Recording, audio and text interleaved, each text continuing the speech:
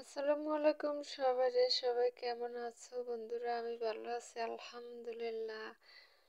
আজকে আবার ভিডিও নিয়ে পড়লাম। আজকে প্রথমেই বলি, এক আপু অসুস্থ হয়ে আমার কমেন্ট করছে, আপু আমি অনেক দিন ধরে অসুস্থ, মিষ্টি আপু আমার জন্য দোয়া করো, তোমার ভিডিও আমি দেখতে পারি না।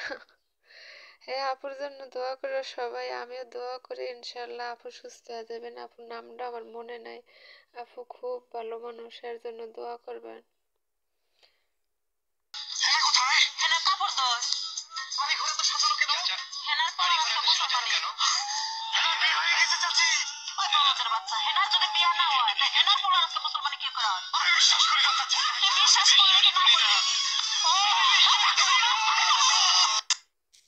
সবাই তো ভিডিওটা দেখে নিল, দেখো কি হেনা বলে সবাই রে শুনলাই তো হেনার কথা। এই হেনা হেনা এই ভিডিওটা সব জায়গায় ভাইরাল, ফেসবুকে, ইউটিউবে, টিকটকে। এটা একটা কি ভিডিও এলো বলো? এই ভিডিওটা মিলিয়ন মিলিয়ন ভিউজ মানুষের দেখে।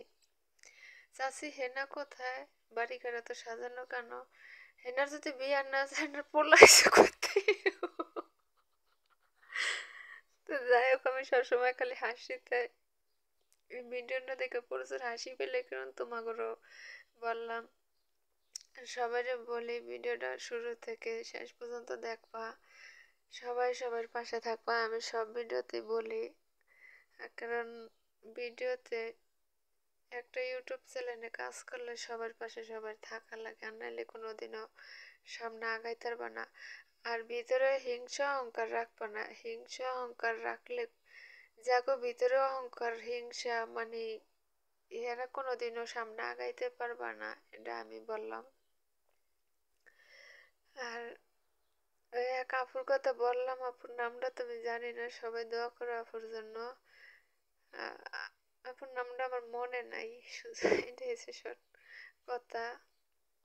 ভিডিওটা এডিট করার সময় মনে হইলো, এই কারণে আমি আপুর চ্যানেলে ঢুকি, ভিডিও আহে না। কারণ আমি তোমাকে সবাই সবসময় ভিডিও দেখতে পারি না, জানো আমার মোবাইল এসে অসুস্থ, আমার মোবাইল হইলো যায় যে ইয়া পায় না, নেট পায় না, নেটে খালি প্রবলেম করে। এই কারণে হইলো যে আমি ওই যে নোটিফিকেশন আহে না তোমাকে, বুঝছো?